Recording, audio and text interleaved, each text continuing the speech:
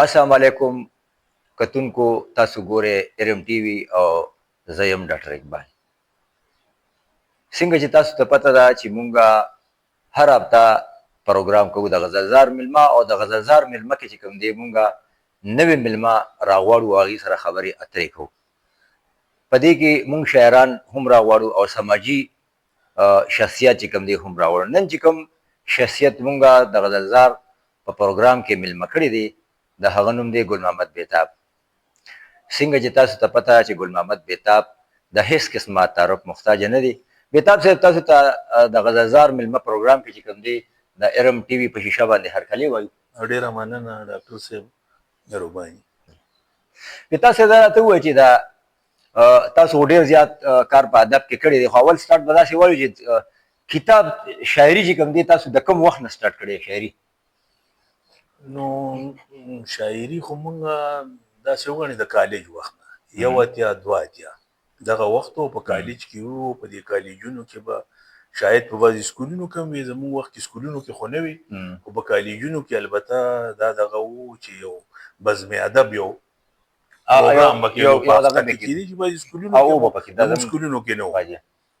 نو هغې کې به خامخا چا به یو متل وي چا به یو ټپه وي چا به شعر وي چا به د یو بل به هم وي داسې رو رو رو د هغې نه راته بیا دا شوق وشو بیتاب صاحب شاعري تاسو جو کې د کالج 81 بحثي خبرو کې چې د 81 بحثي نه موږ شروع کړې ده تر دې ته تاسو کوم کتاب داسې شته چې هغه اوس په مارکیټ کې آیا موجود دی چاپ دی څه نوم باندې دی نو دا خو داسې وشوه چې دغه وخت شاعري کوله بس دغه آغاز و چېرته شعر نیم لیکلی هغه هفتوار دغه لا بیا داسې ورو بیا موږ نه یو کال پس چې وو نو دا کالج ته زمونږ بعضې نور شاعران ملګري هم راغله په هغې کې دا شیخ نورعلي نور صاحب چې دی د بادر کلي دی زما نه یو کال خو وروستو په سبق کې خو دا وه چې دی زما نه په دې شاعرۍ کې لږ سینیر به ورته زه ووایم ځکه چې دی د سرحد ټولنه کې عادت و دی دلته تلو راتلو نو ده لکه ما ته ووایي چې یاره که ته راشې او هغې ته راشې نو ستا به تنقید وویني ته به پکې شعر واورې مشاعره به ووینې نو هغه وخت زما دا خیال و چې یاره کني دا شاعري داسې الهامي غوندې شی دې کې داسې اسلام اسلامي به چې څنګه وي هغسې خلک لیکي دا د بعضې دغه نه ثابت هم وه ځکه چې مونږ به اورېدل یا علي حیدر جوشي صاحب مونږ لیدلی و چې هغه ډېر کم لوستی و عبدالوهاب دستي یا نور داسې ولسي شاعران او ډېر لوی لوی عالمان خلک وو لکه مولانا عبدالقادر صاحب و خیال بخاري صاحب چې دی یو شعر هم نه ویلی حالانکې دا خو ډېر لوی عالمان فاضلان خو به هر حال دغه سرحد ټولنې ته چې لاړو نو بیا داسې لږه لږه شاعري کړې او هغه شاعري بیا جمع کېده نو بیا په دې دوران کې په 15 اتیا کې 1915 اتیا کې زه لاړم کوواټ ته هلته کې ساهو لیکونکو مرکه یو ټولنه وه ادبي چې ایوب صابر صاحب د هغې مشر و هغې کې رحمت شاه رحمت سعادت سحر صاحب دا عدنان بخاري او زه هم اقبال مومند د خدای وبخښي دا به هم ولتلو نو هغه هلته کې به بیا هغه غونډو کې به شریکېدو چونکې نثر خو مونږ لیکلی نه شو که لیکلی مو ومو نو چا به راله نه د کوهاټ خبره تاسو وکړه نو هغه وخت کې تاسو هلته ملازمت ملازمت نو هغه اقبال مومند ته ناڅاپه دا شوق ولګېدو چې یاره زه دا کتابت زده کوم لاس والا کار لاس هغه وخت دا کتابت به کېدو دغه خو ونه نو هغه زه رالم د پېښور ته دا ځای ما شیرشاه ترخوي صاحب و زموږ ډېر ښه کاتب و الله دې وبخي په دې جهاد اخبار کې و بیا په دغه جدت اخبار کې دی کاتب و هغه ته ما دا عرض وکړو هغه ما ته وي چې ته به لاړ شې او دا ځای کې یو دوکاندار و لطیف نوم یې غالبا هغه سره دا سامان خرڅېدو د کتابت هم یې وله واخیستو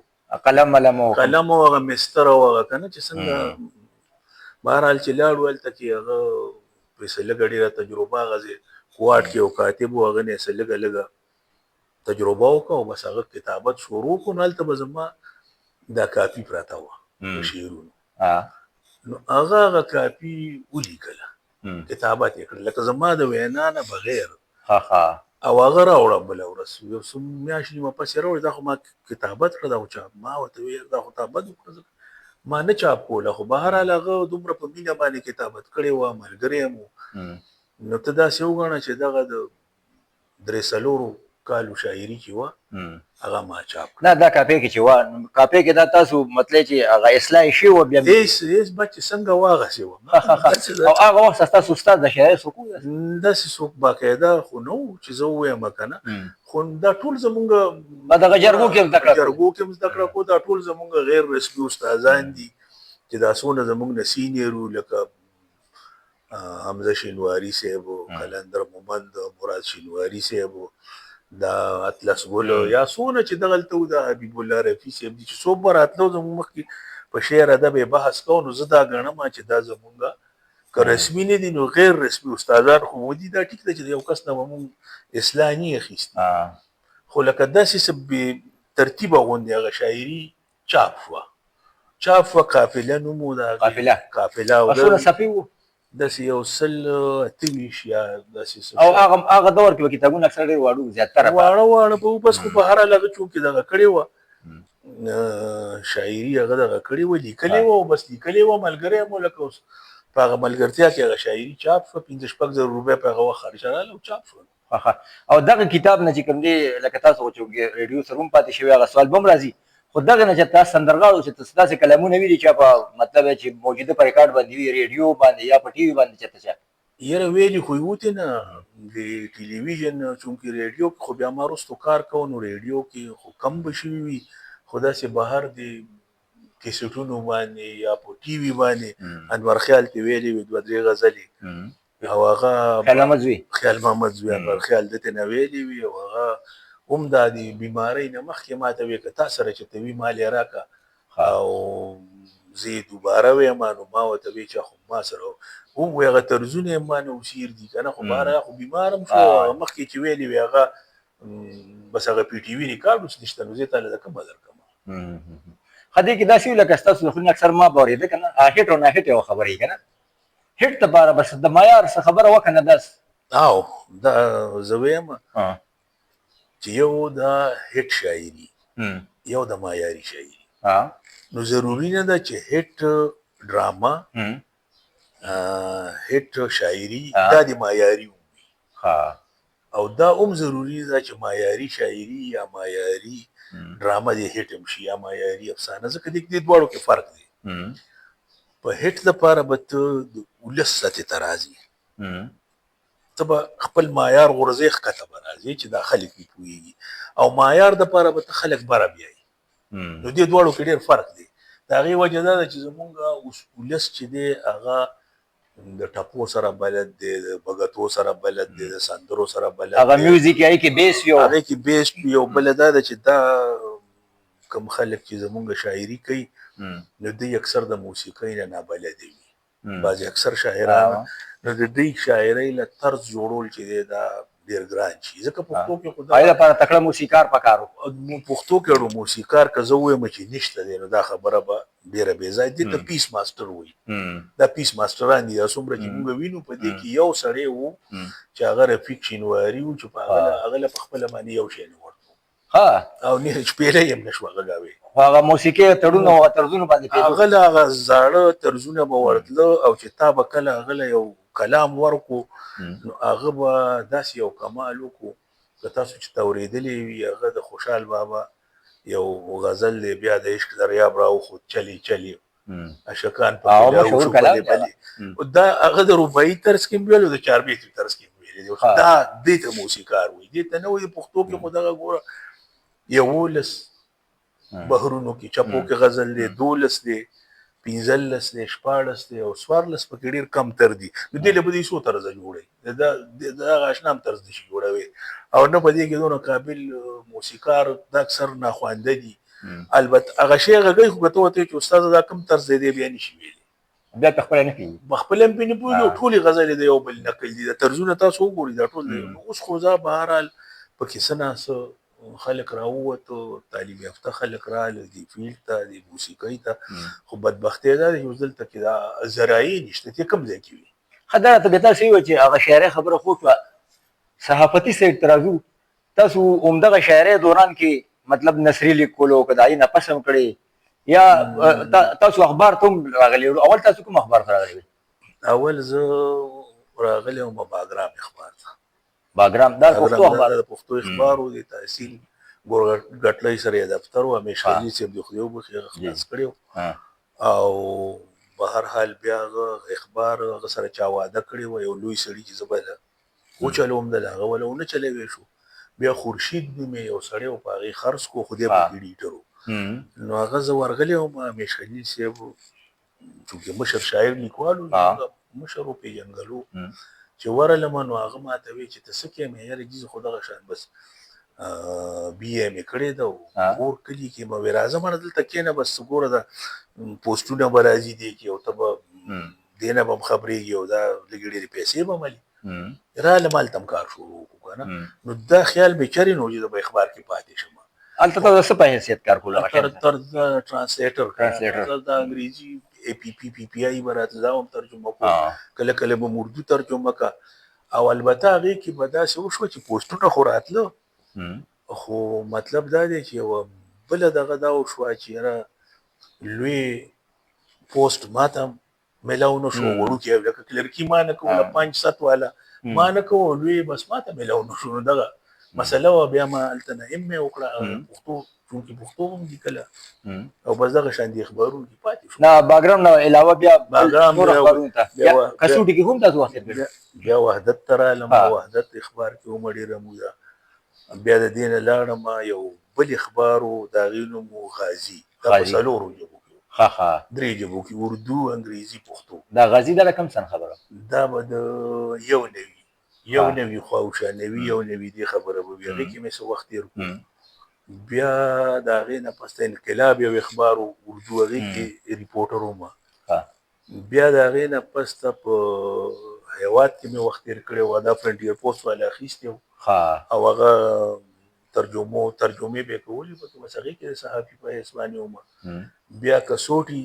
اخبار کې ومه هغه کې د پښتو برخې ایډیټر ومه بیا دا غینه پس داسې مختلفو ډیرو اخبارونو کې مې کار کړی دی کنه چېرته ترانسلیټر چرته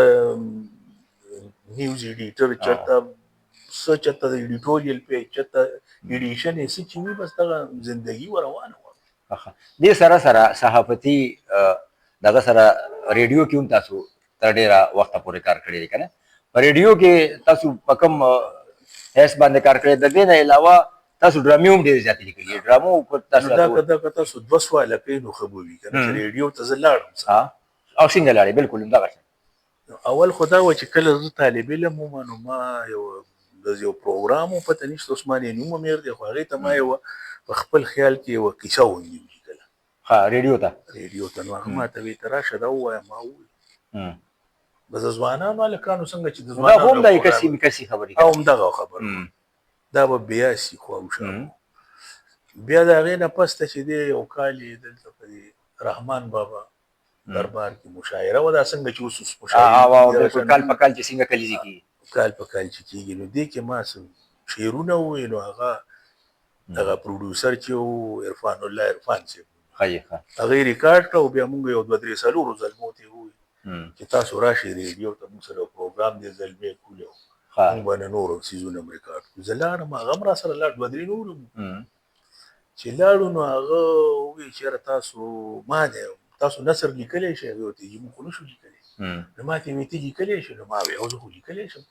ورته به یو افسانه ولیکي مې په څه شي وي داسې موضوع راته وښوله ما ولیکله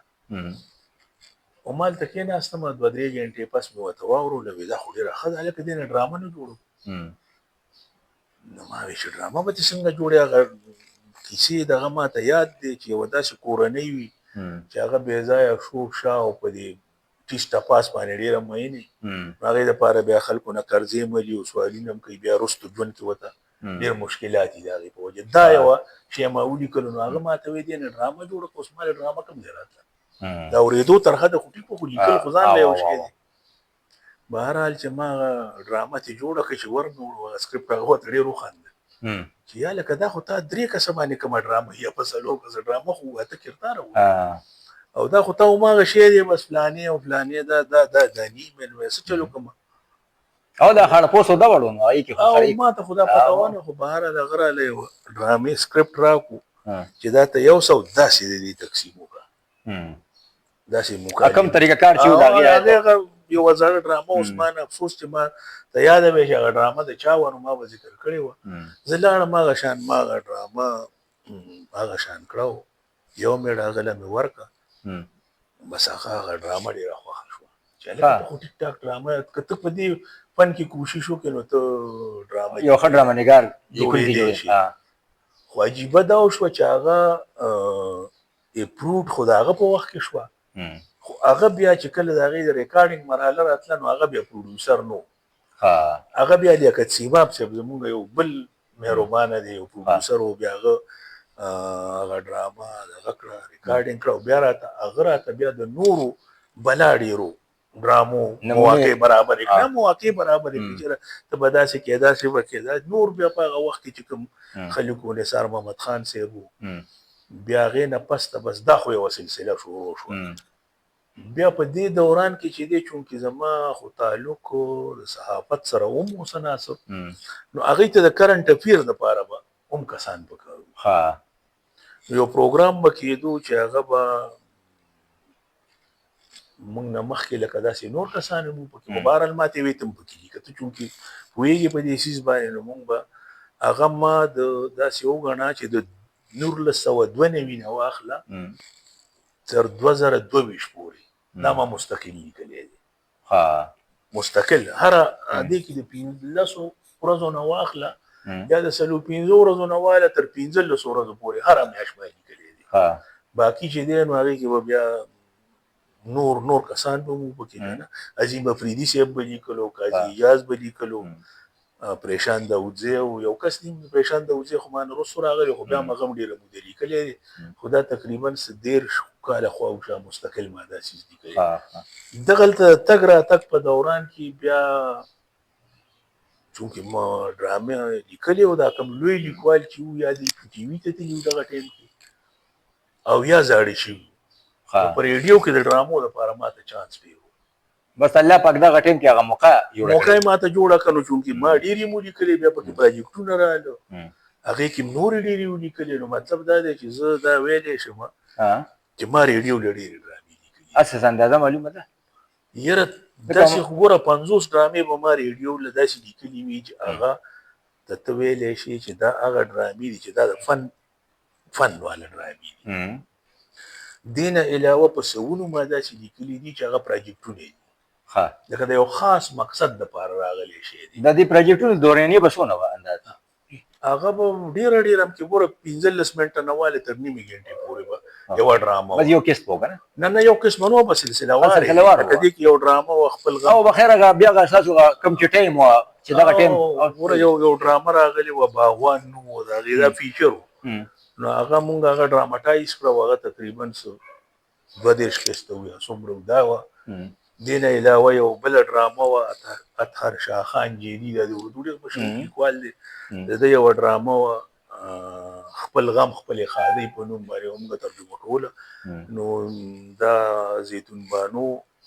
محترمې محب الله شوق او یو شپږ اته پکې مشتاق مجروح یوسفزي هم ترجمه کړې وي او څه پکې بیا ما هم کړې وي لکه دا هم ترجمې او هغې برابرول د پښتو ماحول ته د هغې نه علاوه چې دی نو نوی ژوند نوی امید یو ډرامه پراجیکټ و په دې کې ما 4 ډرامې لیکلې وي دغه شان کلي په کلي یو پراجیکټ و په هغې کې ما 14 یا 13 یو ځل بل کال بیا 14 بیا 14 داسې مختلفې دا شوې بیا چې په دې کې کوم دغه شان دی رشید صاحب سره یو دغه مونږ کړې وه د ریډیو هغه ډرامه سیریز و 12 قسطه و هغه یو ښځه وي او هغه د هغې نوم اوزګاره بیبي وي هر چا له دوکې ورکوي خو څوک یې نیوی نه شي داسې پینترابازه مشره غوندې ښځې پیسې میسې غوندې کوي کیسې نه بس دوکې به خلکو که نه هغه کردار به شازمایلي هم کو ډېر ښه به یې کو نو هغې کې دا ممتاز علي شاه باچا به پکې یو شاعر کردار کو اکم خان نوم یې نو چا به ورته اکم خان وویل نو ده به وایي چې در په در ورسره وایه نو هغه داسې نورې بیا پکې یو چې د کوم د ټولو نه لوی پراجیکټ و د فروری 2009 نه نو هغه څو کاله چلېدلی او هغې کې ما تقریبا 200 دیرشو پورې ډرامې لیکلې وي لمر په چینارونو د هغې نوم مشهوره ډرامه مشهوره مشهوره ډرامه او په هغې کې زما خیال دی موږ سره 550 نه زیات اداکارانو به کار کوو نیمه ګنټه به په هفته کې 2 سکرپټونه خو دا به تاسو هغه ټیم کې لکه ټي وي دا ټرند چې کوم دی تقریبا نه برابر یو قسم دا ټي وي وکم خلکو په ریډیو ډیر په مینه اورېدو